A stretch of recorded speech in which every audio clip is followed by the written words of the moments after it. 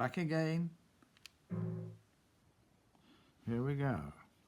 I think I will now show you how to do a few more of these leaves. You see the rhythm, I keep on emphasizing the rhythm, or shall we say again, if I wanted to do a vine, because this vine occurs in a lot of these scrolls, especially with the Germanic stuff of the old days, and I think this is what got me interested, because I saw a beautiful rendition of the vine leaf on a German style engraving, and I gradually introduced it into my repertoire, because I was a bit frightened when I was younger of not doing what I was told. I tended to think I was going against a trend, but every now and again I introduce one of these into the scroll, and then I found it was quite an easy scroll to fill up space. And I've mentioned before, I was always trying to get my work out as fast as possible for the gun makers. They didn't like the things to be laying idle or waiting months for a gun, like some people may do today. No, they wanted, if they had a lot of orders, wanted to get them out. So this is what I was doing. You see, this is the way I do it. Now, if you notice what I'm doing, it is all the same again. I repeat the 1, 2, 3, 4, 5, 6. If you look at these things too, I've mentioned, if you can do your letters and your numbers, your number 3, if you do it with the rounded top there, will do all these things. You will find this on these things. Your letter S is, so all these little movements here you can do. You be free, don't be tense when you do these things. Try to be flexible, feel flexible with ease.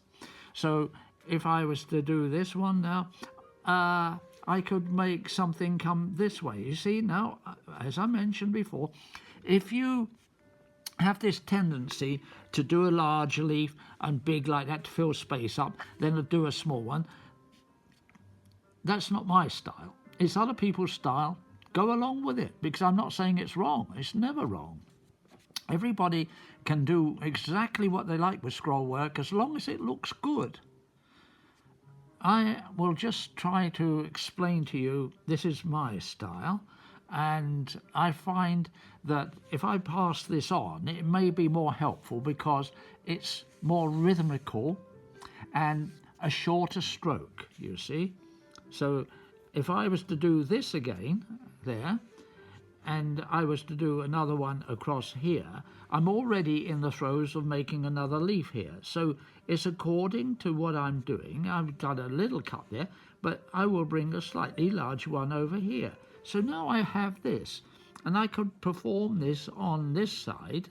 I could balance it up. It doesn't necessarily have to be the same, but it is, you see, just 1, 2, 3, like that. So you have this, and this can move all the way through here, right?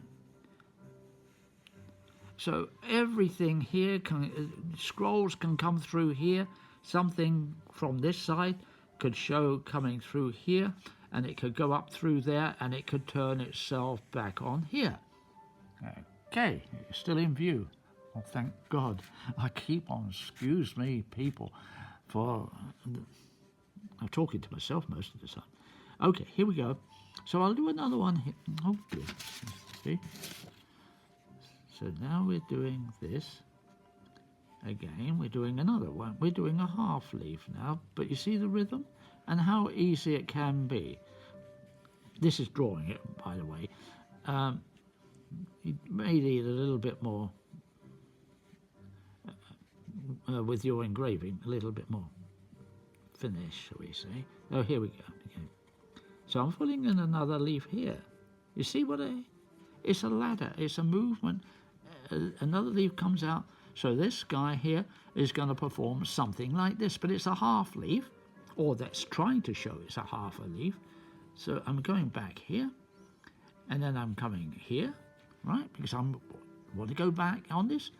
I think if I take it all the way around there, that's a long line. So I can break this up to make it a little bit more like that. Okay? So, now, with these shapes, like I'm showing you now, and they're large, and I'm doing all this here. Actually, I'm doing it heavily, but there we go. And I'm doing this, okay? And I'm doing that. So now we have that. That is your large leaf.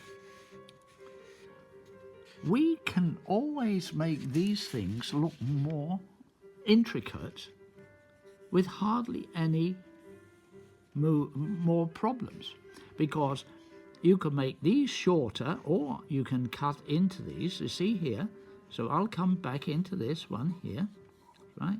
So it's a dark background here. I can do that. You see, get a little one here. Then I could change this into another smaller one here, and that will go into there, see? And now it becomes more like a strawberry leaf, which has all these little nuances, these little things. So the difference between that one and that one, you see what I say? It can change by just doing these small movements, and they're all rhythmical. You can hear the music there. It's got that beat of rhythm. See, there we go. Dance to your music, to your, and think that. Dum, we go. Come, here we go again. Dum, dum. See?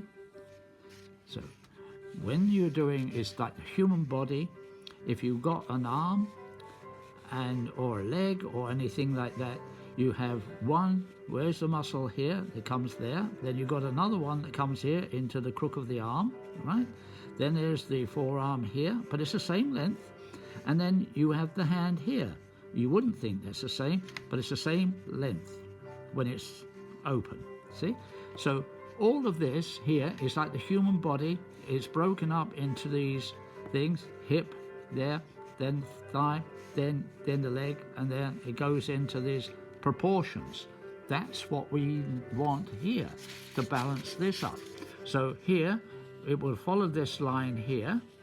That's if I want it to go there. It can go straight. But I'm going to make it into a crook here. Oh dear, I'm out of my... Well, I showed you the arm here. I hope I did. Okay, here we go. Then we're going back around here. Okay.